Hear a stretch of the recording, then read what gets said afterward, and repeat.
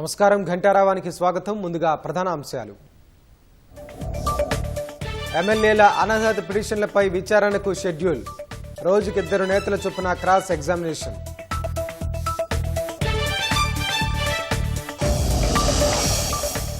చేవేళ్ల ప్రమాదం క్షతగాత్రులకు కొనసాగుతున్న చికిత్స. ఎవరికీ ఎలాంటి అపాయం లేదన్న పిఎంఆర్ ఆసుపత్రి వైద్యులు.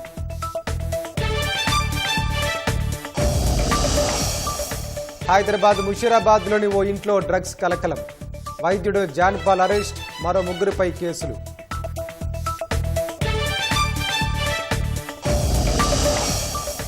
ఉమ్మడి వరంగల్ జిల్లాలోని పలు ప్రాంతాల్లో వర్షం. ఎనుమాముల మార్కెట్లో తడిసి ముద్దైన ధాన్యం, పత్తి.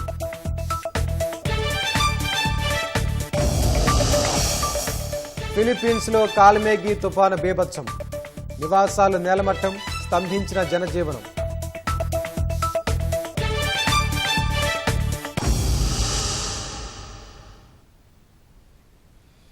ఫిరాయింపు ఎమ్మెల్యేలపై దాఖలైన అనర్హత పిటిషన్లపై విచారణ ప్రక్రియలో భాగంగా మరో 4 పిటిషన్లకు సంబంధించి సభాపతి గడ్డం ప్రసాద్ షెడ్యూల్ ప్రకటించారు. ఎమ్మెల్యేలు తెల్లం వెంకట్రావు, పోచారం శ్రీనివాసరెడ్డి, అరికపూడి గాంధీ, డాక్టర్ సంజయ్లపై దాఖలైన పిటిషన్లకు సంబంధించి ఈ నెల 6 నుంచి క్రాస్ ఎగ్జామినేషన్ ప్రక్రియ చేపట్టనున్నారు. 6వ తేదీన కేపీ వివేకానంద, జగదీష్ రెడ్డిని తెల్లం వెంకట్రావు, డాక్టర్ సంజయ్ తరపు న్యాయవాది ప్రశ్నించనున్నారు. 7వ తేదీన జగదీష్ రెడ్డి, కల్వకుంట్ల సంజయ్ను పోచారం శ్రీనివాసరెడ్డి, అరికపూడి గాంధీ తరపు న్యాయవాదులు ప్రశ్నించనున్నారు. 12న తెల్లం వెంకట్రావు, డాక్టర్ సంజయ్ను కేపీ వివేకానంద, జగదీష్ రెడ్డి తరపు న్యాయవాది ప్రశ్నించనున్నారు.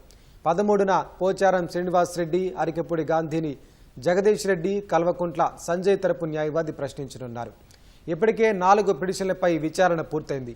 కాలే యాదయ్య, ప్రకాష్ గౌడ్, బండ్ల కృష్ణమోహన్ రెడ్డి, గూడెం మహిపాల్ రెడ్డిపై దాఖలైన పిటిషన్ల విచారణ ప్రక్రియ పూర్తి చేసిన సభాపతి వాటిపై తీర్పును రిజర్వ్ చేశారు.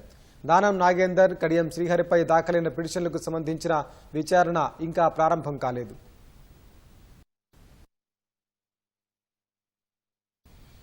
హైదరాబాద్ ముషీరాబాద్లోని ఓ ఇంట్లో డ్రగ్స్ కలకలం చోటు చేసుకుంది. ఇంట్లో అద్దెకుంటూ డ్రగ్స్ విక్రయిస్తున్న వైద్యుడు జాన్పాల్ను ఎక్సైజ్ ఎస్టీఎఫ్ అరెస్టు చేసింది. వైద్యుడి ఇంట్లో డ్రగ్స్ సమాచారంతో ఎక్సైజ్ ఎస్టీఎఫ్ దాడులు జరిపింది. వైద్యుడి నుంచి 3 లక్షల రూపాయల విలువైన డ్రగ్స్ను స్వాధీనం చేసుకుని మరో ముగ్గురిపై కేసు నమోదు చేశారు. ఢిల్లీ, బెంగళూరు నుంచి జాన్పాల్ డ్రగ్స్ కొనుగోలు చేసి విక్రయిస్తున్నట్లు గుర్తించారు. ఢిల్లీ నుంచి డ్రగ్స్ తెప్పిస్తున్న హైదరాబాద్కు చెందిన ప్రమోద్, సందీప్, శరత్పై కేసు నమోదు చేశారు. దిగుమతి చేసుకున్న డ్రగ్స్ను డాక్టర్ జాన్పాల్ నివాసంలో ఉంచి విక్రయిస్తున్నట్లు గుర్తించారు. జాన్పాల్ ఇంట్లో ఓజీ కుష్, ఎండిఎంఏ, కొకైన్, హ్యాష్ ఆయిల్ను స్వాధీనం చేసుకున్నారు. ఆంధ్రప్రదేశ్కు తెనాలికి చెందిన జాన్పాల్ గాంధీ ఆసుపత్రిలో ఫోరెన్సిక్ స్పెషాలిటీలో పీజీ చదువుతున్నారు.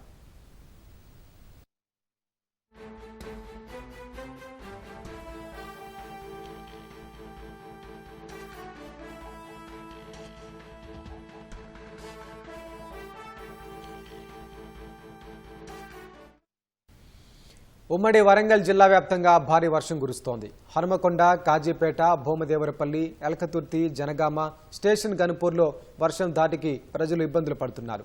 ఒక్కసారిగా కురిసిన వర్షానికి వరంగల్ వ్యవసాయ మార్కెట్లోని పత్తి, మొక్కజొన్న పంటలు తడిసి ముద్దయ్యాయి.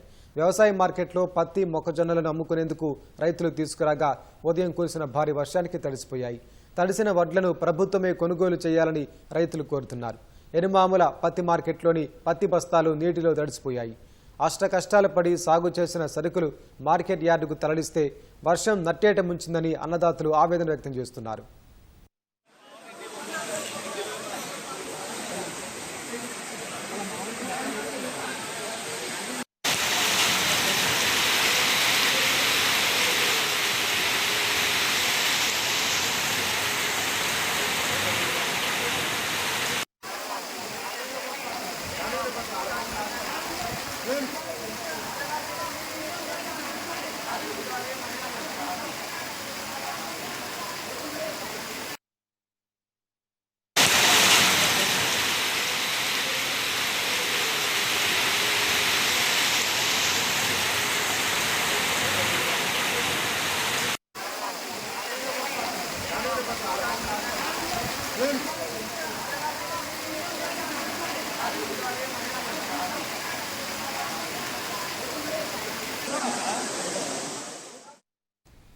కరీంనగర్ జిల్లా వ్యాప్తంగా తెల్లవారుజాము నుంచి ఎడతెరిపి లేకుండా కురుస్తున్న వర్షాలు రైతుల పాలిట శాపంగా మారాయి. మంతా ప్రభావం నుంచి తేరుకోక మునిపే మళ్లీ కురుస్తున్న వానలు అన్నదాతలను ఆందోళనకు గురిచేస్తున్నాయి. హుజురాబాద్ పరిధిలో కురుస్తున్న భారీ వర్షానికి మార్కెట్ యార్డులో కొనుగోలుకు సిద్ధంగా ఉన్న ధాన్యం తడవడంతో రైతులు ఆవేదన చెందుతున్నారు. సిరిసిల్లలో రాజన్న చెరువు వద్ద ఆరబోసిన వరి ధాన్యం భారీ వర్షానికి చెరువులో కొట్టుకుపోయింది. సిద్దిపేట జిల్లా హుస్నాబాద్, కోహెడ మండలాల్లో సుమారు గంట పాటు జోరు వర్షం కురిసింది. వర్షం దాటికి హుస్నాబాద్ మార్కెట్ యార్డులోని కొనుగోలు కేంద్రంలో వరి ధాన్యం, మొక్కజొన్నలు తడిచి కొట్టుకుపోయాయి.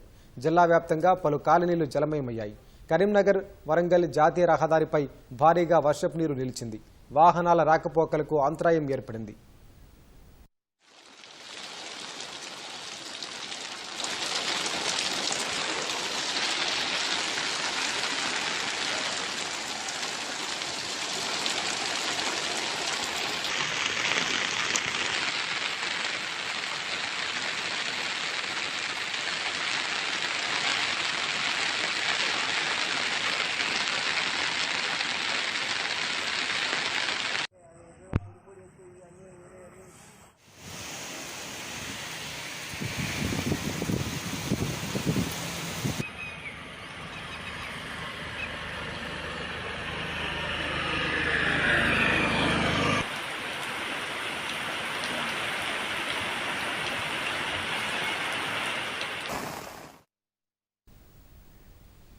రాష్ట్రంలోని పలు కొనుగోలు కేంద్రాలను అధికారులు, ప్రజాప్రతినిధులు ఆకస్మిక తనిఖీలు చేశారు.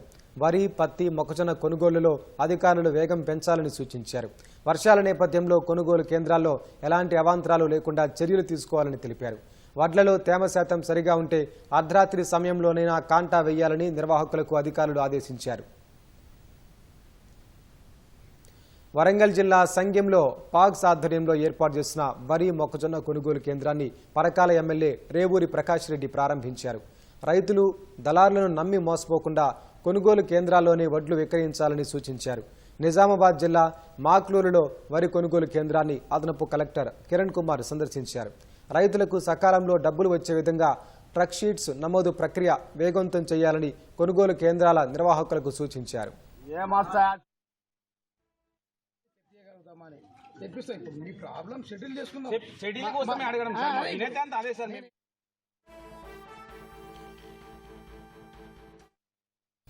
సంగారెడ్డి జిల్లా ఇస్మాయిల్ ఖాన్ పేటలో ధాన్యం కొనుగోలు కేంద్రాన్ని ఎమ్మెల్యే చింతా ప్రభాకర్ ప్రారంభించారు. కొనుగోలులో రైతులకు ఎలాంటి ఇబ్బందులు లేకుండా చూడాలని అధికారులను ఆదేశించారు. మెదక్ జిల్లా కౌడిపల్లి మండలం నాగసానిపల్లిలో ఏర్పాటు చేసిన ధాన్యం కొనుగోలు కేంద్రాన్ని కలెక్టర్ రాహుల్ రాజ్ పరిశీలించారు. వర్షాల నేపథ్యంలో కొర్రీలు పెట్టకుండా పంట కొనుగోలు చేయాలని అధికారులకు ఆదేశించారు. యాదగిరిగుట్ట మండలం చొల్లేరులో వరి కొనుగోలు కేంద్రాన్ని యాదాద్రి జిల్లా కలెక్టర్ హనుమంతరావు ఆకస్మికంగా తనిఖీ చేశారు. తేమ శాతం సరిగా ఉంటే అర్ధరాత్రి సమయంలోనైనా కాంటా వేయాలని నిర్వాహకులకు ఆదేశించారు.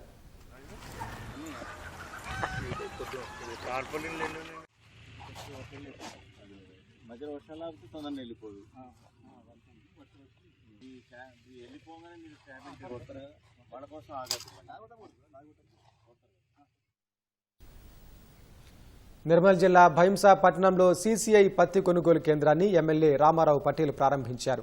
అధిక వర్షాల కారణంగా పత్తిలో సమస్యలు వచ్చాయని, తేమ శాతం చూడకుండా పత్తి కొనుగోలు చేయాలని ఆయన సూచించారు. రైతులు కపాస్ కిసాన్ యాప్ ద్వారా జిన్నింగ్ మిల్లుల్లో పత్తి విక్రయించుకోవాలని తెలిపారు.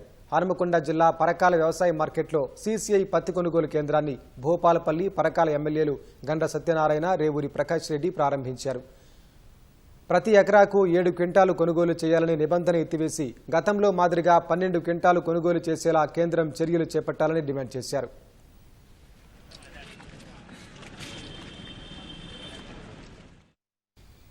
పెద్దపల్లి జిల్లా అంతర్గాం మండలం శ్రీపాద ఎల్లంపల్లి జలాశయంలోకి వరద నీరు వచ్చి చేరుతోంది. శ్రీరామ్ సాగర్ ప్రాజెక్టు నుంచి 47,059 క్యూసెక్లు, నదీ పరివాహక ప్రాంతాల నుంచి 79,440 క్యూసెక్ల వరద నీరు ప్రాజెక్టులోకి వచ్చి చేరుతోంది.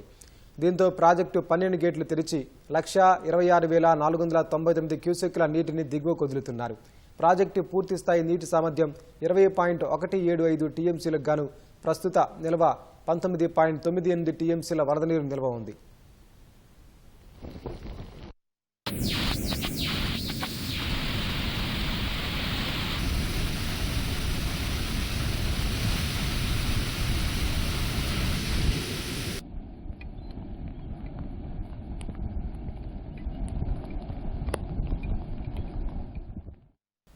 హైదరాబాద్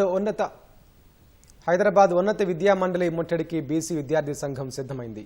ఫీజు రీంబర్స్మెంట్ బకాయిలు విడుదల చేయాలంటూ ముట్టడికి విద్యార్థి నేతలు పిలుపునిచ్చారు. పోలీసులు భారీగా మోహరించారు. మరింత సమాచారం మా ప్రతినిధి రమ్య అక్కడి నుంచి ప్రత్యక్ష ప్రసారం అందిస్తారు.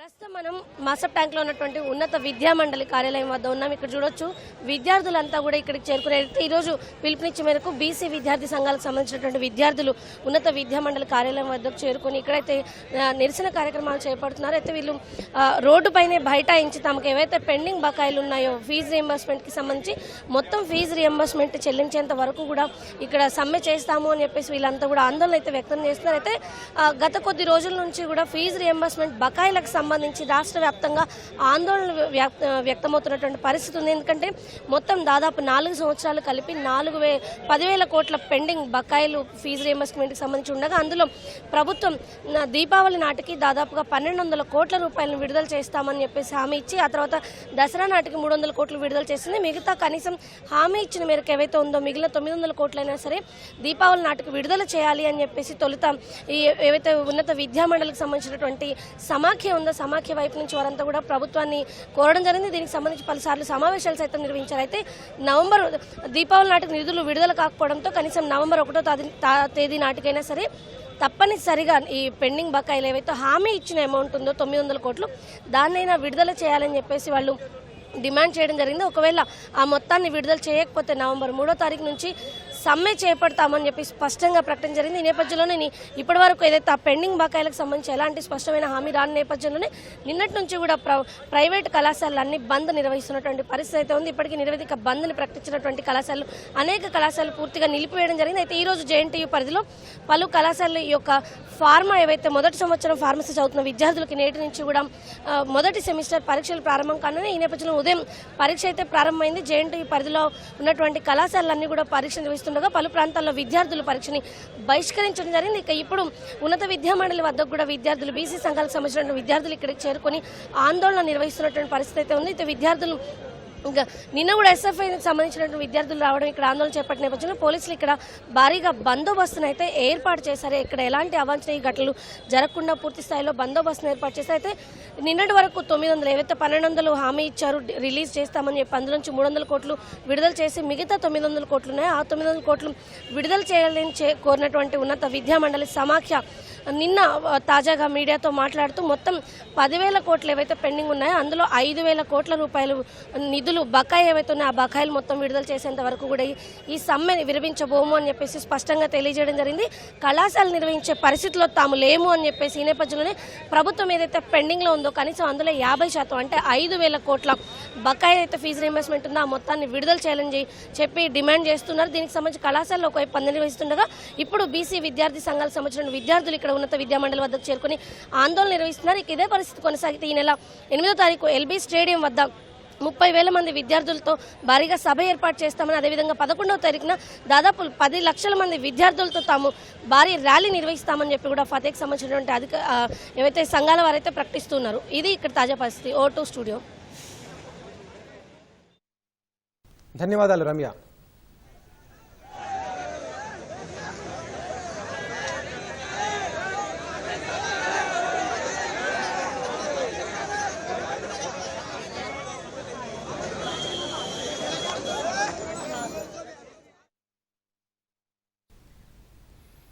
ఇటీవల కురిసిన వర్షాలకు నల్గొండ జిల్లా చిట్యాల వద్ద రైల్వే బ్రిడ్జి కింద భారీగా చేరిన వరద నీరు చేరడంతో వాహనదారులు రాకపోకలు సాగించేందుకు తీవ్ర ఇబ్బందులు ఎదుర్కొంటున్నారు. మార్గం మధ్యలో ఏర్పడిన గుంటల్లో నిలిచిన నీటిని మున్సిపాలిటీ సిబ్బంది మోటార్ల ద్వారా తోడుతున్నారు. 3 రోజులుగా వాహనదారులు ఇబ్బందులు పడుతున్నా అధికారులు మాత్రం నిమ్మకు నీరెత్తినట్టుగా వ్యవహరిస్తున్నారని స్థానికులు ఆగ్రహం వ్యక్తం చేస్తున్నారు. శాశ్వత పరిష్కారం చూపకుండా ప్రత్యామ్నాయ మార్గాలతో కాలం వెల్లదీస్తున్నారని ఆరోపిస్తున్నారు. దెబ్బతిన్న రోడ్లను పునఃనిర్మించి శాశ్వత పరిష్కారం చూపాలని గ్రామస్తులు కోరుతున్నారు. వర్షాల కారణం వల్ల పెద్ద కాపర్తి వరకు 6 కిలోమీటర్ల మేరకు హైవే స్తంభించిపోయింది. ఈ హైవే విజయవాడ రహదారి, హైదరాబాద్కు ఉభయ రాష్ట్రాలకు సంబంధించిన ముఖ్యమైన రహదారి. దీని మీద మొన్న రాత్రి పేషెంట్లు కూడా చాలామంది అవస్థల పాలయ్యారు. ఒక 10 కార్ల దాకా రిపేర్ అయినాయి, యాక్సిడెంట్స్ అయినాయి.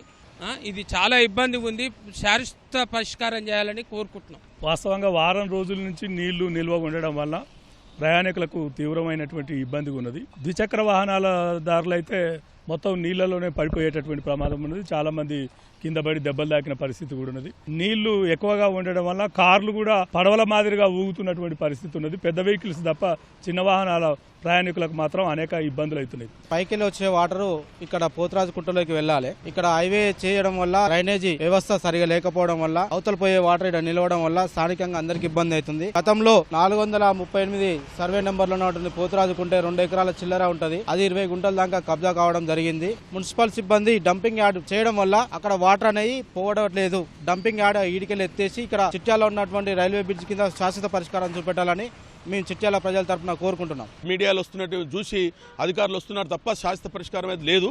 ముఖ్యంగా నిర్మాణాలు తొలగించాలి, శాశ్వత పరిష్కారం అండర్ గ్రౌండ్ పైప్ లైన్ వేయాలి.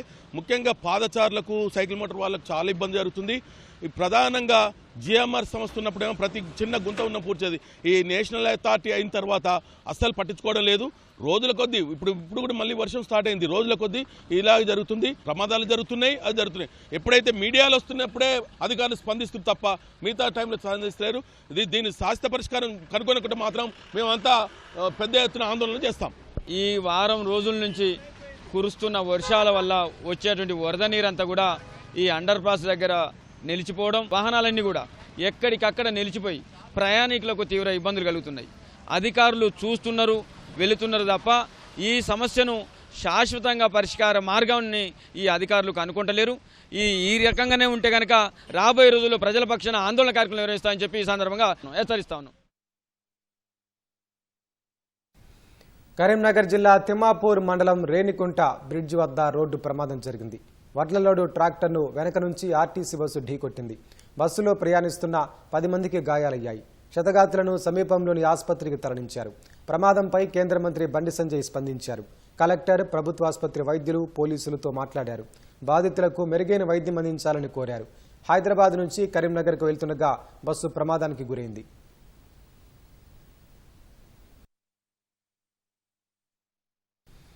నల్గొండ జిల్లా వేములపల్లి మండలం బొగ్గబావిగూడెం సమీపంలో ప్రైవేట్ ట్రావెల్ బస్సు అదుపు తప్పి ముందు వెళ్తున్న ట్రాక్టర్ను ఢీకొట్టింది. దీంతో ట్రాక్టర్పై ప్రయాణిస్తున్న 4 కూలీలు గాయపడ్డారు. చెర్రీ ప్రైవేట్ ట్రావెల్ బస్సు ఏపీలోని కావలి నుంచి హైదరాబాద్కు వస్తుండగా ఘటన చోటు చేసుకుంది. తెల్లవారుజామున 3 గంటలకు బస్సు బొగ్గబావిగూడెం సమీపంలోకి రాగానే అదుపు తప్పి ముందు వెళ్తున్న ట్రాక్టర్ను ఢీకొట్టింది. దీంతో ట్రాక్టర్ రోడ్డుపై బోల్తా పడింది. బస్సు వెళ్తున్న వేగానికి ముందు భాగం మొత్తం నుజ్జునుజ్జైంది. సమాచారం అందుకున్న వేములపల్లి పోలీసులు సంఘటనా స్థలానికి చేరుకుని క్షతగాతులను మిర్యాలగూడ ప్రభుత్వ ఆసుపత్రికి తరలించారు. ప్రమాదం జరిగిన సమయంలో బస్సులో 45 మంది ప్రయాణికులు ఉన్నట్లు తెలుస్తోంది. ఘటనపై కేసు నమోదు చేసుకున్న పోలీసులు దర్యాప్తు చేపట్టారు.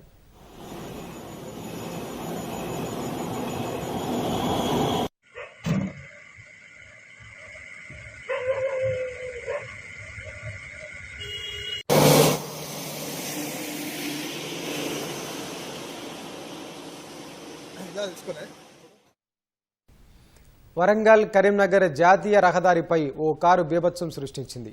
హుజురాబాద్ నుంచి కరీంనగర్ వైపు వెళ్తున్న కారు శంకరపట్నం వద్ద అదుపు తప్పి రహదారి పక్కకు దూసుకుపోయి విద్యుత్ స్తంభాన్ని ఢీకొంది.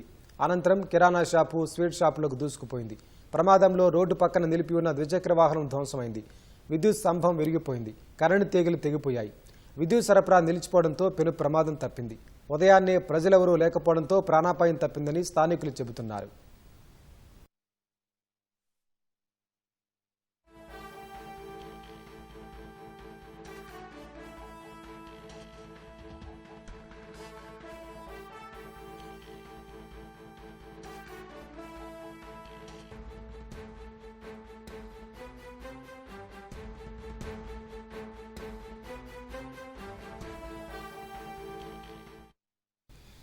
ఓవర్లోడ్, ఓవర్ స్పీడ్ ఇప్పుడు ప్రాణాలు తీస్తోంది. చేవెళ్ల బస్సు ప్రమాద ఘటనతో యథేచ్ఛగా సాగుతున్న ఈ నిబంధనల ఉల్లంఘనలు మరోసారి తెరపైకొచ్చింది. టిప్పర్లు, లారీల్లో భద్రత చర్యలు శూన్యమన్న విషయాన్ని మిర్జాగూడ ఘోర ప్రమాదంతో తేటతెల్లమైంది. అయితే ఇవేవీ పట్టనట్లుగా వ్యవహరిస్తున్న అధికారులు వైఖరితో అనేక కుటుంబాలకు కడుపు కోత మిగిలింది. మైనింగ్ వాహనాలు నడిపే విషయంలో నిబంధనలు ఉన్నా కాగితాలకే పరిమితమవుతున్నాయి. వాటిని పాటించాల్సిన యజమానులు, డ్రైవర్లు నిర్లక్ష్యంగా వ్యవహరిస్తుంటే అధికార యంత్రాంగంలోని కొందరు షరా మామూలుగా చూసి చూడనట్లు ఉంటున్నారు. ప్రతి వాహనానికి గరిష్ట సామర్థ్యం ఉంటుంది. ఆ మేరకు వాహనాల బాడీని తయారు చేస్తారు. కానీ బండరాళ్లు, ఇసుక, ఐరన్ ఓర్ వంటి ఖనిజాల్ని రవాణా చేసే లారీలు, టిప్పర్లలో ఆ తరువాత మార్పులు చేస్తున్నారు. ఎక్కువ బరువు తీసుకెళ్లేందుకు 1-2 ఫీట్ల ఎత్తు పెంచుతున్నారు. ఈ క్రమంలో అధిక వేగంతో వెళ్లేటప్పుడు అదుపు తప్పుతున్నాయి. ప్రమాదాల నియంత్రణకు జరిమానాల్ని పెంచే వెసులుబాటును కేంద్రం రాష్ట్రాలకు కల్పించింది. ఓవర్లోడ్తో వెళ్లే లారీలు, టిప్పర్లకు మహారాష్ట్రలో కనీసం 25,000 జరిమానా విధిస్తున్నారు. 2 అదనపు టన్ను నుంచి ప్రతి టన్నుకు 2,000 జరిమానా ఉంటుంది.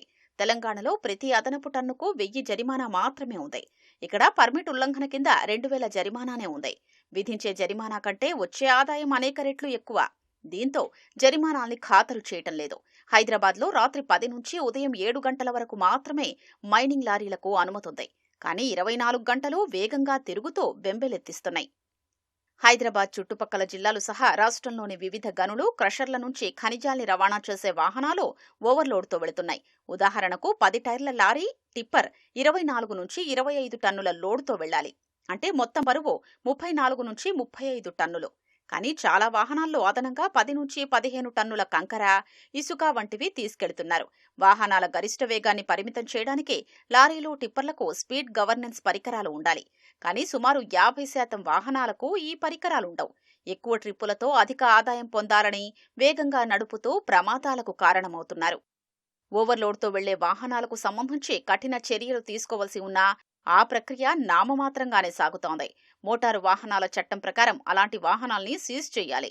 కొందరు రవాణా శాఖ అధికారులు జరిమానాలు వేసి వదిలేస్తున్నారు.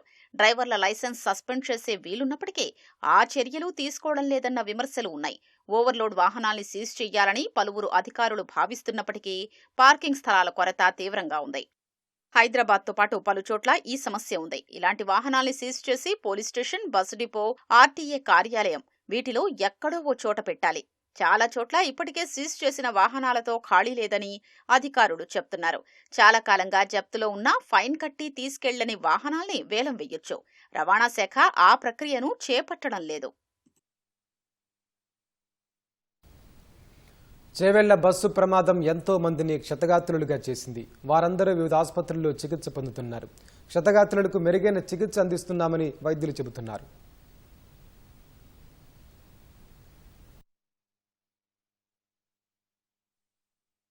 ఓవర్ స్పీడ్ బండి లోడ్ ఉంది, కొట్టేసింది బస్సును. అసలు పెద్ద సౌండ్ వచ్చింది. అసలు లారీ అయితే మామూలు స్పీడ్, ఎక్కువ స్పీడ్ ఉంది. బస్ అయితే జస్ట్ నార్మల్ వెళ్ళిపోతుంది అంతే.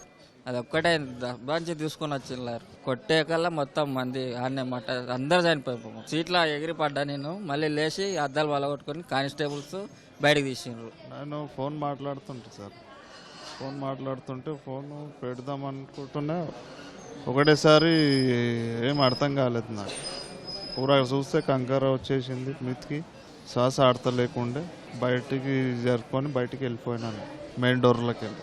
అది ఏమైందో అర్థం కాలేదు నాకు. ఈరోజు చూస్తే మొత్తం కంకర మీద వచ్చేసింది. దాన్ని దొప్పుకొని బయటికి డోర్లోకి వెళ్ళి బయట పడ్డాను. సడన్లీ ఒక సెకండ్లో లారీ అయినా కొట్టేసినారు కదా.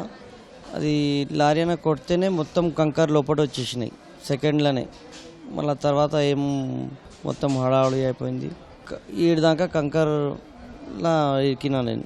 బస్సు ప్రమాదంలో గాయపడ్డ వాళ్ళు 15 మంది ఇక్కడ అడ్మిట్ అయ్యారు. దాంట్లో నిన్న ఒకరిని మాత్రం నిమ్స్కి రెఫర్ చేయడం జరిగింది. మిగతా 2 డిశ్చార్జ్ చేయడం జరిగింది. మిగతా 12 మంది ఈరోజు ఉన్నారు మనతో. దాంట్లో ఒకరికి ఈరోజు ఆపరేషన్ ఉంది. నిన్న బస్ కండక్టర్కి నిన్న ఆపరేషన్ అయిపోయింది రాత్రి. మిగతా వాళ్ళల్లో ఇంకొక 3 ఆపరేషన్ అవసరం పడుతుంది. మిగతా వాళ్ళందరూ కూడా కంకర మీద పడడం వల్ల గాయాలతో ఉన్నారు. వాళ్ళందరినీ కూడా ఎవరిని కూడా డిశ్చార్జ్ చేసే పరిస్థితి లేదు ఈరోజు. మామూలుగా ఓన్లీ బస్ యాక్సిడెంట్ అయి ఉంటే ఇంత సీరియస్నెస్ ఉండేది కాదు. ఎందుకంటే చాలా మందికి బ్లంట్ ఇంజరీస్ ఎక్కువైనాయి. అంటే పొట్ట మీద, ఛాతీ మీద, కళ్ళ మీద కూడా కంకర విపరీతంగా పడటం వల్ల ఇబ్బందులు వచ్చాయి. ప్రేమ పెళ్లి చేసుకున్నారనే కోపంతో యువతి కుటుంబీకులు యువకుడి ఇంటికి నిప్పు పెట్టిన ఘటన సంగారెడ్డి జిల్లా జరాసంగం మండలం కక్కరవాడలో చోటు చేసుకుంది. గ్రామానికి చెందిన ఓ యువతి, యువకుడు కొంతకాలంగా ప్రేమించుకుంటున్నారు. వివాహానికి యువతి కుటుంబీకులు నిరాకరించడంతో 10 రోజుల క్రితం ఇంటి నుంచి వెళ్లిపోయి పెళ్లి చేసుకున్నారు. పెళ్లి చేసుకున్న జంటను చూసి కోపంతో రగిలిపోయిన యువతి కుటుంబీకులు యువకుడి ఇంటికి నిప్పు పెట్టారు. మంటల్లో ఇంటి తలుపులు, సామగ్రి, ఇంటి ఆవరణలో నిల్వ చేసిన పత్తి బస్తాలు దగ్ధమయ్యాయి. అగ్నిమాపక సిబ్బంది చేరుకుని మంటలను పూర్తిగా అదుపు చేశారు. ఘటనాస్థలికి చేరుకున్న జరాసంఘం పోలీసులు ఇంటిని పరిశీలించి బాధ్యులపై చర్యలు తీసుకుంటామని తెలిపారు.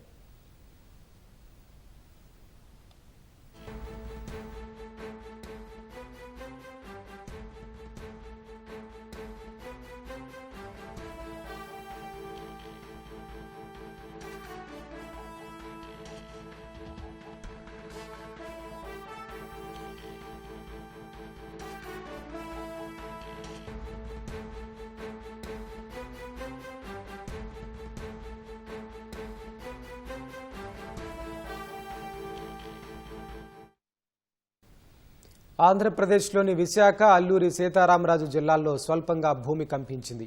విశాఖలో ఉదయం 4:16 నుంచి 4:20 పలు చోట్ల ప్రకంపనలుచ్చాయి. ఆరిలోవా, అడవివరం, మాధవధార, అక్కయ్యపాలెంలో భూ ప్రకంపనలు కలకలం రేపాయి. భీమిలి, పెందుర్తి, ఎండాడ, హెచ్బీ కాలనీలో భూ ప్రకంపనలతో ప్రజలు భయాందోళనకు గురయ్యారు. అల్లిపురం, సింహాచలంలోనూ భూమి స్వల్పంగా కంపించింది. పెద్ద శబ్దం రావడంతో ప్రజలు భయంతో ఇళ్ల నుంచి బయటకు పరుగులు తీశారు. అల్లూరి సీతారామరాజు జిల్లాలో 3.7 తీవ్రతతో ప్రకంపనలుచ్చాయి. జీ మాడుగుల సమీపంలో 10 కిలోమీటర్ల లోతులో భూకంప కేంద్రాన్ని గుర్తించారు. భూమి లోపల జరిగే అడ్జస్ట్మెంట్స్ వల్లే స్వల్ప ప్రకంపనలుచ్చాయని, ప్రజలు ఎలాంటి భయాందోళనకు గురి కావాల్సిన పని లేదని నిపుణులు చెబుతున్నారు.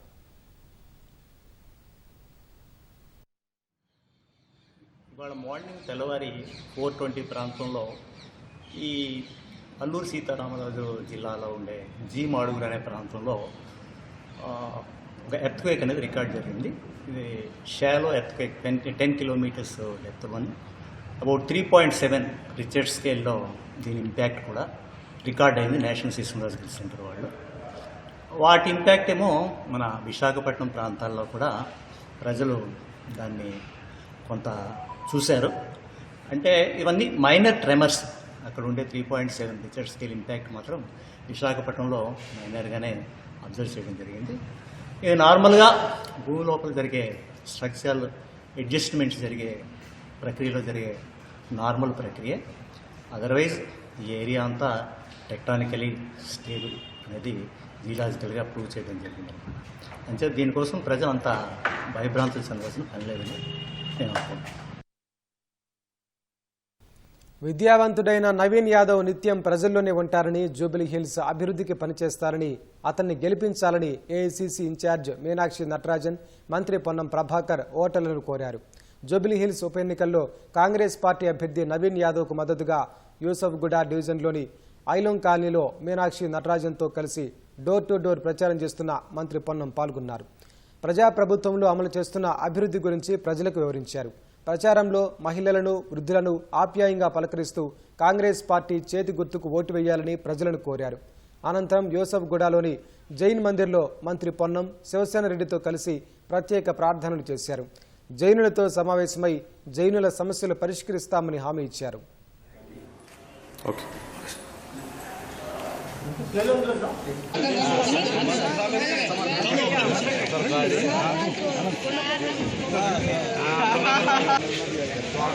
चाहिए आपका प्रसिद्ध नौजवान लड़ने वाला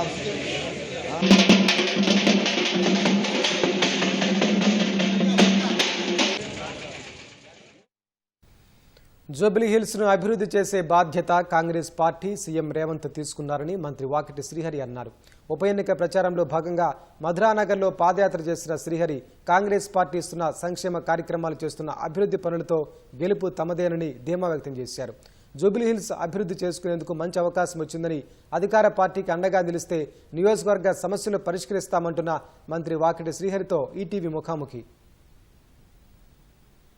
జూబ్లీహిల్స్ ఉప ఎన్నికల ప్రచారంలో మంత్రి వాకటి శ్రీహరి పాల్గొన్నారు. ప్రజల నుంచి స్పందన ఎలా ఉందనే విషయాన్ని ఆయన మాటల్లో తెలుసుకుందాం. సార్ చెప్పండి, ప్రచారాన్ని నిర్వహిస్తున్నారు, ఎన్నికల ప్రచారంలో స్పందన ఎలా ఉంది ఏంటి సార్? ప్రజలు బ్రహ్మరథం పడుతూ ఉన్నారు.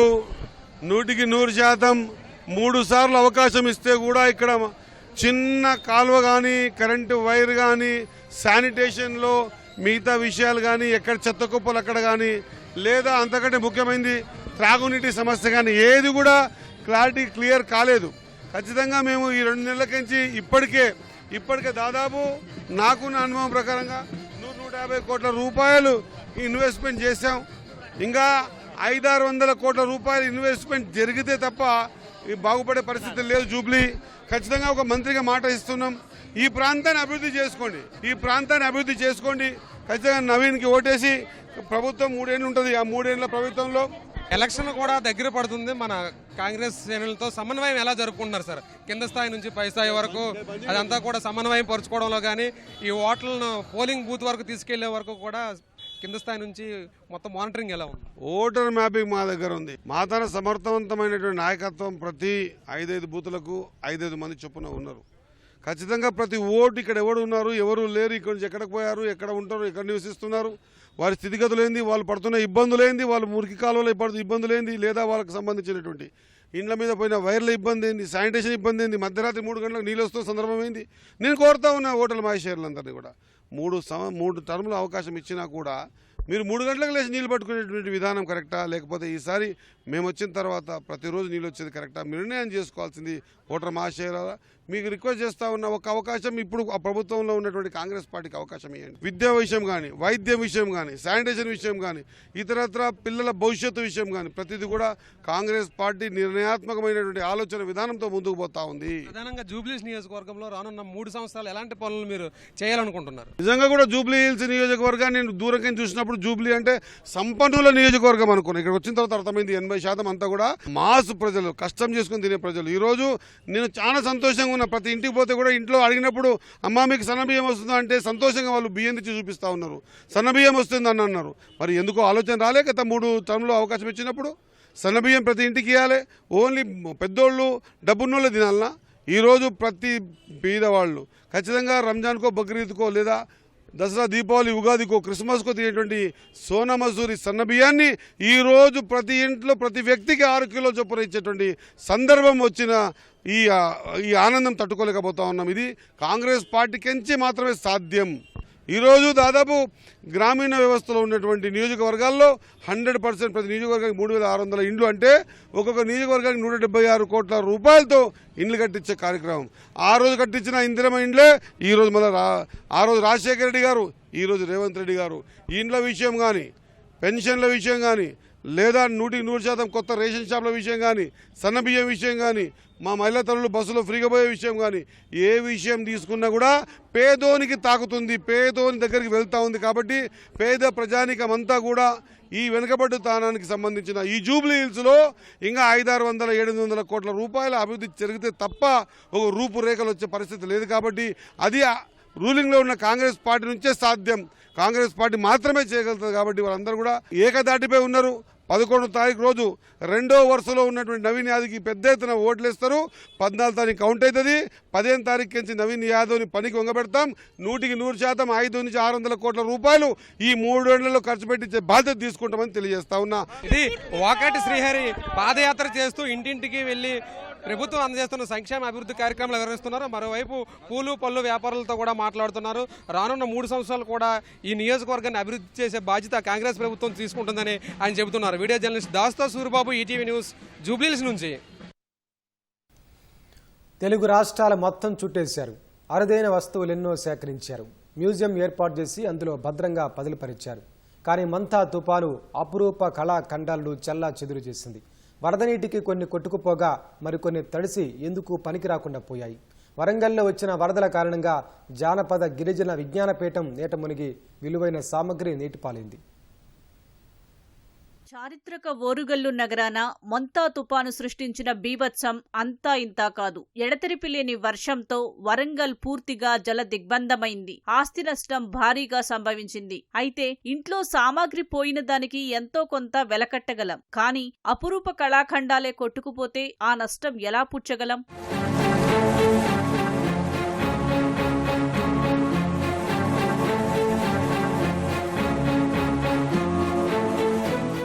వరంగల్ నగరానికే కాదు రాష్ట్రానికే తలమానికంగా నిలుస్తూ అపురూపమైన వస్తువులతో కళకళలాడే జానపద గిరిజన విజ్ఞాన పీఠాన్ని వరదలు ముంచెత్తడంతో ఇప్పుడిది కళా విహీనంగా మారిపోయింది. గిరిజనులు వాడే వస్తువులు, చిత్రాలు కొట్టుకుపోయినవి కొట్టుకుపోగా మిగిలినవి పగిలిపోయి విరిగిపోయి బురద కప్పేసి ఎందుకు పనికి రాకుండా పోయాయి.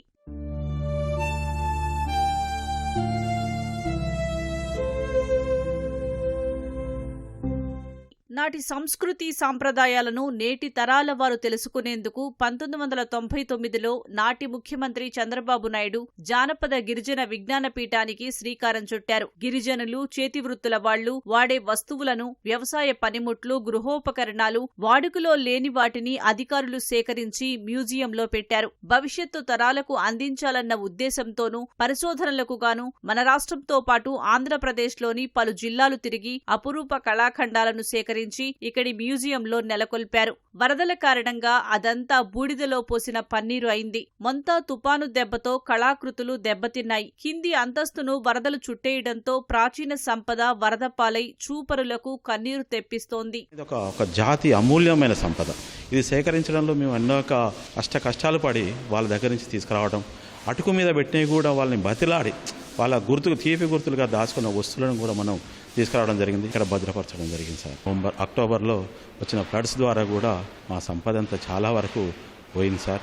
అంతకుముందు పోయిన దాంట్లో మిగిలిన వాటిని చాలా భద్రంగా ఉంచుకొని సరే వీటినైనా కాపాడుకుందామని అనుకునే క్రమం లోపల మళ్ళీ రెండోసారి కూడా ఫ్లడ్స్ రావడం, దాంతో చాలా సంపద అనేది నష్టం జరిగింది సార్. ఈ నష్టాన్ని మనం తీర్చలేంది నిజానికి కూడా దీనికి వెలకట్టలేని వస్తువులు వీటిని. మనం ఇప్పుడు ఈ వస్తువులను ఏది కూడా వాడతా లేదు, చూద్దామన్నా కనపడటం లేదు. తెలంగాణకే గుండెకాయలాగా ఉన్నది ఈ మ్యూజియం. అలాంటి మ్యూజియం ఈరోజు బురదమయం కావటం, అందులోపల వస్తువులు ఖరాబు కావటం చాలా బాధాకరంగా ఉన్నది సార్. నిజానికి చూస్తే మాకు దుఃఖం కలుగుతుంది. అంటే ఎంత శ్రమ కోర్చి జానపద విజ్ఞానాన్ని, గిరిజన విజ్ఞానాన్ని సేకరిస్తున్న క్రమంలో ఈ జానపద విజ్ఞానానికి సంబంధించిన వస్తువులు, గిరిజన విజ్ఞానానికి సంబంధించిన వస్తువులు అక్కడున్న విషయదాతలను బతిమిలాడి, మామాలి, బుద్ధిగరిచ్చి ఎన్నో రకాలుగా, అంటే డబ్బులు ఎప్పుడు పెట్టి కొననప్పటికీ ఎన్నో రకాలుగా ఎన్నో జిల్లాల నుండి సేకరించిన వస్తువులు. ఇంతకుముందు ఒకసారి తుఫాను ప్రభావానికి గురైనప్పుడే సగం ధ్వంసమైపోయినాయి. ఇంకా సగం ఈ మధ్యనే మళ్ళీ శుద్ధి చేసి మేము క్రమబద్ధీకరించినాం. మా ఇటీవల పడ్డ శ్రమ కూడా మళ్ళా అది మట్టిపాలైపోయింది, నీటిపాలైపోయింది. నిజానికి దుఃఖభరితమైన విషయం ఇది. ఎందుకంటే ఇప్పుడు సేకరిద్దామన్నా కూడా ఈ వస్తు సామాగ్రి దొరకడానికి అవకాశం లేదు. 2 ఏళ్ల క్రితం వచ్చిన వరదలతోనూ కొన్ని కళాఖండాలు కొట్టుకుపోయాయి. అధికారులు తిరిగి కొన్నిటిని సేకరించి మ్యూజియంలో భద్రపరచగా మళ్లీ వరదల కారణంగా మరోసారి విజ్ఞాన పీఠం నీట మునిగింది. ఇలా వరదలు వచ్చిన ప్రతిసారి విలువైన జాతి సంపదగా భావించే వస్తువులు, కళాకృతులు, సామాగ్రి పాడవటం కళాభిమానులను కలిచివేస్తోంది. జరిగిన నష్టం పూడ్చలేనిదైనా మళ్లీ ఇలా జరగకుండా తక్షణ చర్యలు చేపట్టాల్సిన అవసరం ఎంతైనా ఉంది.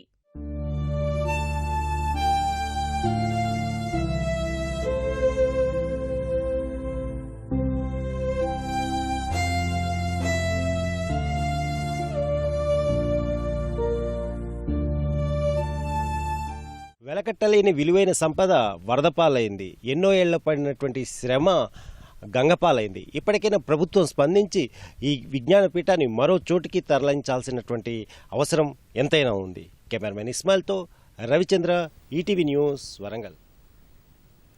నల్లగొండ జిల్లా చిట్యాల మండలం ఆరెగూడెం శివారులో పిల్లాయి కాలువకు గండిపడింది. ఆ నీరంతా సమీపంలోని పంట చేలకు భారీగా వెళ్తోంది. ఓ పక్క వర్షం పడి ఇప్పటికే పొలాలు నీటిలో మునగ్గా ఈ వరద నీరు కూడా వస్తుండటంతో రైతులు తీవ్ర ఇబ్బందులు ఎదుర్కొంటున్నారు.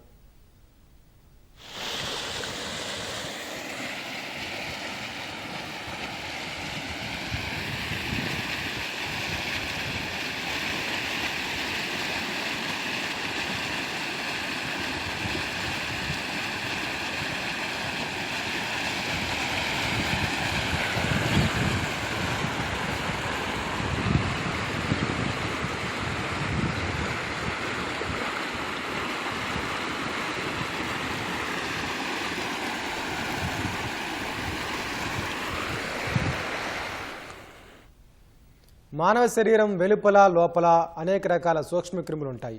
అందులో కొన్ని హాని చేసినా మరికొన్ని మనకు మేలు చేసే స్నేహితులాంటివే. అలాంటి కోవకు చెందినవే గట్ బ్యాక్టీరియం, అంటే పేగుల్లో ఉండే మైక్రోబియం. ఆహారాన్ని అరిగేలా చేయటంలో, పోషకాలు ఉత్పత్తి చేయటంలో, రోగ నిరోధక శక్తి పెంపొందించడం వంటి ప్రక్రియల్లో దీనిది అత్యంత కీలక పాత్ర. ఇటీవలి కాలంలో ఆహారంలో మార్పులు, కెమికల్స్ వెరసి గట్ మైక్రోబియం దెబ్బతింటోందని వైద్యులు ఆందోళన వ్యక్తం చేస్తున్నారు. ఈ నేపథ్యంలో గట్ మైక్రోబియంని ఎలా కాపాడుకోవాలి అనే అంశాలపై పరిశోధన చేస్తున్న డాక్టర్ చంద్రశేఖర్తో ప్రత్యేక ముఖాముఖి. ఆహారమే ఆరోగ్యం, అయితే అదే ఆహారమే ఎన్నో రకాల అనారోగ్యాలను ఇస్తుందనేది చాలా కాలం నుంచి జరుగుతున్నటువంటి చర్చే. మరి ముఖ్యంగా గట్ బ్యాక్టీరియంకి సంబంధించి ఎంతో రీసెర్చ్ జరుగుతుంది. ఇక ఈ విషయానికి సంబంధించి ఆటిజం ఉన్నటువంటి చిన్నారుల్లో గట్ బ్యాక్టీరియాని ఇంప్రూవ్ చేయడానికి మనకున్నటువంటి పరిస్థితులు ఏంటి అనే దానిపైన రీసెర్చ్ చేస్తున్నారు డాక్టర్ చంద్రశేఖర్ గారు. ప్రస్తుతం ఆయన మనతో ఉన్నారు. అసలు ఆయన అడుగుదాం అనేది. నమస్తే sir, first of all congratulations, ఒక డిఫరెంట్ సబ్జెక్ట్ని తీసుకున్నారు. సో ఆటిజం బేబీస్లో ఈ గట్ బ్యాక్టీరియం అసలు ఎలాంటి రోల్ ప్లే చేస్తుంది? ఓకే, థ్యాంక్ యూ అండి. గట్ బ్యాక్టీరియం అనేది మన ఓవరాల్ హెల్త్కి, అంటే స్టార్టింగ్ ఫ్రమ్ ది డెవలప్మెంట్, అంటే బేబీ డెవలప్మెంట్, ఇది మనం జైగోట్ ఫామ్ అయినప్పటి నుండి బేబీ ఇంప్లాంటేషన్ దగ్గర నుండి pregnancy maintenance, entire embryo development, baby డెవలప్మెంట్లో కూడా గట్ బ్యాక్టీరియా రోల్ ఉంది. అండ్ దాని తర్వాత మన ఎంటైర్ లైఫ్ స్పాన్లో మనం ఓవరాల్ హెల్త్ అంతా కూడా గట్ బ్యాక్టీరియాకి లింక్ ఉంది. మనకి ఈ రోజుల్లో 1950-60 ఎప్పుడైతే ఇండస్ట్రియల్ రెవల్యూషన్, గ్రీన్ రెవల్యూషన్ ఇవన్నీ రాకముందు మనకి ముఖ్యంగా ఉన్న సమస్యలు వచ్చేసి పాలిట్రామా కావచ్చు, లేకపోతే ఇన్ఫెక్షన్స్ కావచ్చు. కానీ క్రానిక్ ఇల్నెసెస్ అనేది చాలా తక్కువ. మీరు లాస్ట్ 6-7 డికేట్స్ ఎప్పుడైతే ఈ మ్యాన్మేడ్ కెమికల్స్ మన దైనందిన జీవితంలోకి వచ్చాయో అప్పటి నుండే మనకి ప్రాబ్లమ్ స్టార్ట్ అయింది. లేదు అంటే మనకి ఎవల్యూషన్లో ఈ గట్ బ్యాక్టీరియా అనేది అందరికీ నార్మల్గా వస్తుంది. ఎప్పుడైతే మనం అది పోగొట్టుకుంటామో కెమికల్స్, ఎప్పుడైతే మనకి స్ట్రాంగ్ కెమికల్స్ మాత్రమే ఈ గట్ బ్యాక్టీరియాని కిల్ చేయగలుగుతుంది. ఎందుకంటే అది ఒకవేళ మనం దాన్ని కిల్ చేయడానికి ట్రై చేసినా it will try to replenish it self. కానీ స్ట్రాంగ్ కెమికల్స్ మాత్రమే వాటిని కిల్ చేయగలుగుతాయి. అండ్ దాని తర్వాత లెవెల్లో యాంటీబయాటిక్స్, ఇర్రేషనల్గా యాంటీబయాటిక్ యూసేజ్ కానీ, ఎక్కువ కెమికల్స్ యూజ్ చేయడం కానీ ఈ గట్ బ్యాక్టీరియా పోతుంది అనమాట. సో మనం తీసుకున్న ఫుడ్స్లో చాలా రకరకాల కెమికల్స్ ఉన్నాయి. అవన్నీ మన బాడీలో స్టోర్ అవుతాయి. మన ప్రెగ్నెన్సీ టైంలో గర్భస్థ శిశువులోకి ఈ కెమికల్స్ అన్నీ వెళ్తాయి. సో ఈ కెమికల్స్ ఎప్పుడైతే బేబీ బ్రెయిన్లోకి వెళ్తాయో, సో అప్పుడు మనకి ఆ బేబీ బ్రెయిన్ సెల్స్లో ఉన్న జీన్స్తోని ప్లే చేస్తాయి. సో అట్లా మనకి వీ డెవలప్ ది ఆటిజం. ఈ కెమికల్స్ ఇంకొకటి ఏం చేస్తాయంటే మన ఫస్ట్ 1000 days ఆఫ్ లైఫ్, అంటే మనం గర్భం వచ్చినప్పటి నుండి, అంటే బేబీ అక్కడ ఇంప్లాంట్ అయినప్పటి నుండి, సింగిల్ స్టేజ్ నుండి అక్కడ నుండి మనకి enter baby development time plus దాని తర్వాత ఒక 2 years 1000 daysలో ఈ ఇంటెస్టైనల్ బ్యాక్టీరియా, మన జీర్ణ వ్యవస్థలో ఉండే బ్యాక్టీరియా అనేది డెవలప్ అవుతుంది. ఈ బ్యాక్టీరియా ఒకవేళ ఆ టైంలో కనుక ఆ శిశువు లోపల చాలా కెమికల్స్ కనుక ఉన్నట్టయితే ఈ బ్యాక్టీరియా సరిగ్గా డెవలప్ కాకపోతే ఇది వాళ్ళకి రకరకాల సమస్యలు తీసుకొస్తుంది. ఈ డెవలప్మెంట్ ఇష్యూే కాకుండా ఆ బ్రెయిన్ పర్ఫార్మెన్స్ కానీ, ఆ బ్రెయిన్ కెమికల్ బ్యాలెన్స్ కానీ, అదర్ ఆర్గాన్స్లో కెమికల్ బ్యాలెన్స్ కానీ, ఇన్ఫ్లమేటరీ ప్యాటర్న్స్ కానీ, వీటన్నీ గట్ బ్యాక్టీరియా రిలేటెడ్ అనమాట. గట్ బ్యాక్టీరియా సరిగ్గా లేకపోతే కనుక పిల్లలు వాళ్ళు రిగ్రెషన్కి ఈజీగా వస్తారు. అండ్ వాళ్ళు షుగర్ ఎక్కువ తిన్న హైపర్ అయిపోవడము, లేకపోతే ఏదైనా యాంటీబయాటిక్స్ తీసుకుంటే కూడా హైపర్ అయిపోవడము. విత్ ఏజ్ ఇప్పుడు గట్ బ్యాక్టీరియా సరిగా లేకపోతే కనుక గట్లో ఒక రకమైన ఇన్ఫ్లమేషన్ ఉంటుంది, కొలైటిస్ అంటాము, లేకపోతే ఇంకా అదర్ రకరకాల ఇన్ఫ్లమేటరీ ప్యాటర్న్స్ అనేది బాడీలో కనిపిస్తాయి. వీళ్ళు ఒక ఏజ్ వచ్చిన తర్వాత ఆ టిష్యూస్ అన్నీ కూడా క్రానిక్ ఇన్ఫ్లమేషన్కి లోన్ అయిపోయి వాటిని ఇర్రిపేరబుల్ స్టేజ్కి వెళ్ళిపోతాయి. అప్పుడు మనం వాళ్ళకి అప్పుడు రీప్లేస్ చేసినా కూడా లాభం లేదు. సో ఎర్లీ ఏజ్లో రీప్లేస్ చేయాల్సి ఉంటుంది. మీరు అసలు ఇప్పుడు ఒక రీసెర్చ్ చేస్తున్నారు గట్ బ్యాక్టీరియం రీప్లేస్మెంట్కి సంబంధించి, అండ్ ఇది ఆటిజం బేబీస్లోనే వర్క్ చేస్తున్నట్టున్నారు. సో మేజర్గా ఈ ప్రాసెస్ ఎలా చేస్తారు? ఒక సాధారణ వ్యక్తి ఈ ఆటిజంకి సంబంధించిన బేబీస్ ఉంటే కనుక ఈ రీప్లేస్మెంట్ చేయించడం పాసిబిలిటీ అవుతుందా? ఎస్. ఇప్పుడు at this point of time, ఈ టైంలో అయితే స్టిల్ మనకి గట్ బ్యాక్టీరియా బాగున్న డోనర్స్ ఇంకా still available. 10 years down the line available లేకపోవచ్చు. మనకి గట్ బ్యాక్టీరియం సోర్స్ రెండు సోర్సెస్ ఉన్నాయి. ఒకటి మదర్ వూంబ్, ఆమ్నియోటిక్ ఫ్లూయిడ్ లాంటిది, అట్లాంటిది. లేదు అంటే poop, healthy child poop is the best source. So కాబట్టి అదే సోర్స్ నుండే మనము ఆ గట్ బ్యాక్టీరియాని ప్రొక్యూర్ చేసేసి ఎనిమా రూపంలో ఇవ్వచ్చు. సో ఇది ఈవెన్ పేరెంట్స్ కూడా వాళ్ళే చేసుకోవచ్చు. అండ్ ఈవెన్ కొంత సైంటిఫిక్ నాలెడ్జ్ ఉన్న డాక్టర్స్ పర్యవేక్షణలో వాళ్ళు ఒకవేళ proper donor screening, treatment methodology అంతా కూడా నేర్చుకుంటే పేరెంట్స్ చేసుకోవచ్చు. అండ్ ఈవెన్ మన నర్సెస్ కానీ ఇంకెవరైనా మనకి ఎవరైనా పారామెడికల్ స్టాఫ్ కూడా ఎనిమాస్ ఇవ్వడం రాగలిగితే కనుక చేసుకోవచ్చు. ఆటిజంకే కాదు, చాలా రకాల సమస్యలు, ఇన్ఫ్లమేటరీ బౌల్ డిసీజ్ కావచ్చు, ఇరిటబుల్ బౌల్ సిండ్రోమ్ కావచ్చు, న్యూరోడిజనరేటివ్ డిజార్డర్స్ కావచ్చు, సైకియాట్రిక్ డిజార్డర్స్ కావచ్చు, క్యాన్సర్స్ కావచ్చు, ఇవన్నిట్లో కూడా ఈ గట్ బ్యాక్టీరియాకి రోల్ ఉంది. ఇవన్నిట్లో కూడా ఇట్ హెల్ప్స్. ఇది సాధారణ వ్యక్తులకు కూడా ఈ గట్ బ్యాక్టీరియం రీప్లేస్మెంట్ ఏదైతే మీరు చెప్తున్నారో అది చేయడానికి ఉంటుందో ఓన్లీ ఆటిజం పిల్లల్లోనే ఇది చేస్తున్నారా? సెకండ్ థింగ్, మీరు అసలు ఇప్పటి వరకు ఎంతమంది పైన ఈ రీసెర్చ్ చేయడం జరిగింది? దీనికి ఉన్నటువంటి అనుమతులు ఏంటి? సో గట్ బ్యాక్టీరియం రీప్లేస్మెంట్ అనేది మీకు సింపుల్ ఒక లాజిక్ చెప్తాను. మీకు ఐరన్ B12 తక్కువైతే ఐరన్ B12 తీసుకుంటారు. గట్ బ్యాక్టీరియా అనేది మీకు మీ బాడీ ఓవరాల్ ఫంక్షన్స్కి ఎసెన్షియల్. అది పోతే తీసుకుంటారు. సో అది బీట్ ఎనీ కండిషన్, ఒకవేళ గట్ బ్యాక్టీరియా కనుక పోయింది అంటే యూ కెన్ టేక్ ఇట్. అది రీసెర్చ్ నేను ఒక్కడనే కాదు చేస్తుంది. ఇది నా ఓన్ ఇన్నోవేషన్ కూడా ఏం కాదు. ఇది the whole world is speaking now. చాలా ఎంటైర్ సైంటిఫిక్ కమ్యూనిటీ ఎవరైతే హెల్త్ కేర్ సిస్టంలో ఉన్నారో వాళ్ళంతా కూడా now they are shifting towards this multiomics approach అని కూడా అంటాం దీన్ని. గట్ బ్యాక్టీరియా అండ్ మన కెమికల్స్ అండ్ దాని ఇంపాక్ట్ అండ్ ఎపిజెనెటిక్స్ దీన్ని స్టడీ చేస్తూ ఉన్నారు ప్రతి చోట కూడా. సో ఇది నెక్స్ట్ లెవెల్. ఇప్పుడు మనకి నెక్స్ట్ 20-30 ఇయర్స్లో ఎంటైర్ హెల్త్ కేర్ ఇండస్ట్రీ కూడా చేంజ్ అయ్యే అవకాశం ఉంది. ఇదంతా కూడా మనకి మాలిక్యులర్ పాత్వేస్ వరకు కూడా మనం టెస్ట్ చేసి చేయొచ్చు అనమాట ఫ్యూచర్లో.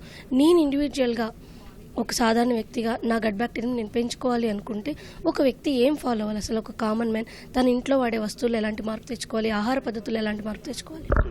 సో మనం next level of health care ఎట్లా ఉంటుందంటే, మనం ఇంతకుముందంతా కూడా మనం హెల్త్ ఇష్యూస్ రాకుండా ఉండాలంటే మల్టీవిటమిన్ ట్యాబ్లెట్స్ ఇట్లాంటివన్నీ తీసుకునే వాళ్ళం. ఈ రోజుల్లో మనం ఈవెన్ సెడెంటరీ లైఫ్ స్టైల్ లేకుండా మనం వాకింగ్ చేస్తున్నా, పరిగెడుతున్నా, ఇవన్నీ చేస్తున్నా కూడా స్టిల్ మనం హార్ట్ అటాక్స్ లాంటివి చూస్తున్నాం. వీటన్నిటికీ మూల కారణం ఏంటంటే కెమికల్స్. కెమికల్స్ కూడా ఏంటంటే మన ఫుడ్లో ఉండే కెమికల్స్ ఎక్కువ, అండ్ మనం యూజ్ చేసే యూటెన్సిల్స్. ఇప్పుడు మీరు ఫుడ్లో ఉండే కెమికల్స్ వచ్చేసి పెస్టిసైడ్స్, వీడిసైడ్స్, మనము ఇండస్ట్రియల్ కెమికల్స్ వాటర్ బాడీస్లో డంప్ చేస్తున్నంత కూడా మన వాటర్లోకి వస్తుంది. సో ఈ కెమికల్స్ ఆర్ ది రీజన్ మన గట్ బ్యాక్టీరియా పోవడానికి. ఇవి మనము వీటిని రెడ్యూస్ చేయగలిగితే, మనము ఆర్గానిక్ ఫుడ్కి మారగలిగితే, మనము కెమికల్స్ లేకుండా ఎక్కడైతే పండిస్తారో అక్కడ నుండి ప్రొక్యూర్ చేయగలిగితే కనుక, అండ్ వెజిటబుల్స్ మన ఓన్గా వితౌట్ కెమికల్స్ గ్రో చేయగలిగితే అది the best way. And utensils వచ్చేసి మనము అల్యూమినియం వెజల్స్ కానీ, నాన్ స్టిక్ ప్యాన్స్ కానీ ఇట్లాంటివి అవాయిడ్ చేయాలి. అండ్ ఇంట్లో మస్కిటో రిపెలెంట్స్ లాంటివి, ఇంకేదైనా అదర్ కెమికల్స్ ఏదైనా అనుకుంటున్నాము మనం పెస్ట్ కంట్రోల్ కోసం యూజ్ చేసే వాటిని, ఇవన్నీ కెమికల్స్ని అవాయిడ్ చేస్తే కనుక మనం గట్ బ్యాక్టీరియాని కాపాడుకోవచ్చు. సార్, కెమికల్ని మనం అవాయిడ్ చేయడం నిజంగా పాసిబుల్ అయ్యే విషయం. ఎందుకంటే మనకు వాడే హెయిర్ ఆయిల్ నుంచి కాళ్ళ గోళ్ళకి వేసుకునే నెయిల్ పాలిష్ వరకు అన్నిట్లో కెమికల్స్ ఉంటాయి. ప్రతిరోజు వాడే పర్ఫ్యూమ్స్, పౌడర్స్, ఇవన్నిటిని మనం రీప్లేస్ చేయగలమా? అసలు నిజంగా ఇప్పుడున్న సిచ్యువేషన్స్ అవి పాసిబిలిటీ? ఇవి చాలా కెమికల్స్ మనం అవాయిడ్ చేయలేము, ఇంక్లూడింగ్ మన పెస్టిసైడ్స్ కూడా. ఎందుకంటే వాటిని బ్యాన్ కూడా చేయలేము, ఎందుకంటే food security issues, food famines అవన్నీ వచ్చేస్తాయి మళ్ళీ. So at least remove chemicals from your body అనే రెగ్యులర్ బేసిస్. ఇప్పుడు మనం తీసుకుంటాము, దానికి ఎట్లా అంటే మనము ఎట్లా రిమూవ్ చేసుకోవాలి అంటే there are certain methods. Antioxidant treatments ఉంటాయి, vitamin A, vitamin C, vitamin E, glutathione అని, ఎన్ఎస్టెల్సిస్టిన్ అని, ఇట్లా రకరకాల మెడిసిన్ సప్లిమెంట్స్ ఉన్నాయి which will remove your toxins. So అట్లా బాడీలో నుంచి కెమికల్స్ రిమూవ్ చేసుకోవడం రెగ్యులర్గా చేసుకుంటే మన బాడీలో అక్యుములేట్ కావు. దీన్ని బయో అక్యుములేషన్ ఆఫ్ కెమికల్స్ అంటాము. మరి ఖచ్చితంగా అక్యుములేట్ అవుతూ ఉంటాయి, ఎందుకంటే we're living in that kind of environment. అది ఖచ్చితంగా అక్యుములేట్ అవుతూ ఉంటే మనం వాటిని ఎప్పటికప్పుడు తీసేసుకుంటూ ఉండాలి. నిజంగా ఒక వ్యక్తి ఇంటి దగ్గర మన బాడీలో ఉన్నటువంటి కెమికల్స్ని బయటకు తీసుకెళ్ళడానికి ఏమైనా ఒక రొటీన్ లాంటిది ఉందా? ఫాలో అవడం ఎంతవరకు మంచిది? మనం ఇది చాలా కాన్షియస్గా చేయాల్సి వస్తుంది, ఎందుకంటే ప్రతి ఫుడ్లో ఉంది కెమికల్. సో ప్రతి ఫుడ్లో కెమికల్ ఉంది. అండ్ మనం ఆబ్వియస్గా కనిపించేవి జంక్ ఫుడ్స్ కానీ, లేకపోతే ప్రిజర్వేటివ్స్ కానీ, ఫుడ్ కలర్స్ కానీ, వీటన్నిటిని మనం డైరెక్ట్ అవాయిడ్ చేయాలి. అంటే ఎనీథింగ్ మనం మన బాడీ సిస్టంలోకి పెడుతున్న వాటిలో మనం చాలా కాన్షియస్గా ఉండాలి. మనకు తెలియకుండా కూడా మన బాడీలోకి వచ్చేస్తూ ఉంటాయి, వాటర్ ద్వారా కానీ, ఇంకొక ఎయిర్ ద్వారా కానీ. వాటిని మనం తీసేసుకోవాలి. మన బాడీలో ఏదైతే మనము కెమికల్స్ అక్యుములేట్ అవుతున్నాయి సరే బయటకి ఎట్లా పోవాలా, ఎక్స్క్రీటరీ ఆర్గాన్స్ ఎక్కువ పనిచేయాలి, అంటే స్కిన్ కానీ మన కిడ్నీస్ కానీ వీటన్నిటి నుండి కూడా మనకి చేయాలి. ఎట్లా మనం ఎప్పుడైతే వాటర్ ఎక్కువ తీసుకుంటామో గుడ్ అమౌంట్ ఆఫ్ వాటర్, అప్పుడు కెమికల్స్ అన్నీ కూడా ఫ్లష్ అవుట్ అవుతూ ఉంటాయి. ఎక్కువ సన్కి ఎక్స్పోజ్ అవ్వడము, ఎక్సర్సైజ్ చేయడము, ఇట్లాంటి వాటిలో కూడా మన స్వెట్ ఎక్కువ వస్తుంది, అందులోంచి వెళ్ళిపోతూ ఉంటాయి. సో మనం అట్లా ఈ కొన్ని important things, lifestyle modification అనేది చాలా important. Thank you so much. Camera person దేవేంద్రతో Ramya, ETV news, Hyderabad. BJP MP రవికిషన్ను ఫోన్లో దుర్భాషలాడి బెదిరించినందుకు అజయ్ కుమార్ అనే వ్యక్తిని పోలీసులు అరెస్టు చేశారు. నిందితుడిపై పలు సెక్షన్ల కింద కేసులు నమోదు చేశారు. ఇటీవల ఎంపీ వ్యక్తిగత కార్యదర్శి శివం ద్వివేదికి ఫోన్ చేసిన నిందితుడు బెదిరింపులకు పాల్పడ్డాడు. రవికిషన్ తమ వర్గాన్ని అవమానించేలా మాట్లాడాడని, ఆయన్ను కాల్చేస్తామని బెదిరించాడు. ఈ క్రమంలో ఎంపీని ఉద్దేశిస్తూ పలు అభ్యంతరకర వ్యాఖ్యలు కూడా చేశాడని ద్వివేది తెలిపారు. రవికిషన్ ఏ వర్గాన్ని ఉద్దేశిస్తూ ఎలాంటి అభ్యంతరకరమైన వ్యాఖ్యలు చేయలేదని పేర్కొన్నారు. దీనిపై ఉత్తరప్రదేశ్లోని గోరఖ్పూర్లో ఫిర్యాదు చేశారు. ఫోన్ నెంబర్ ఆధారంగా దర్యాప్తు చేపట్టిన పోలీసులు నిందితుడిని అరెస్టు చేశారు.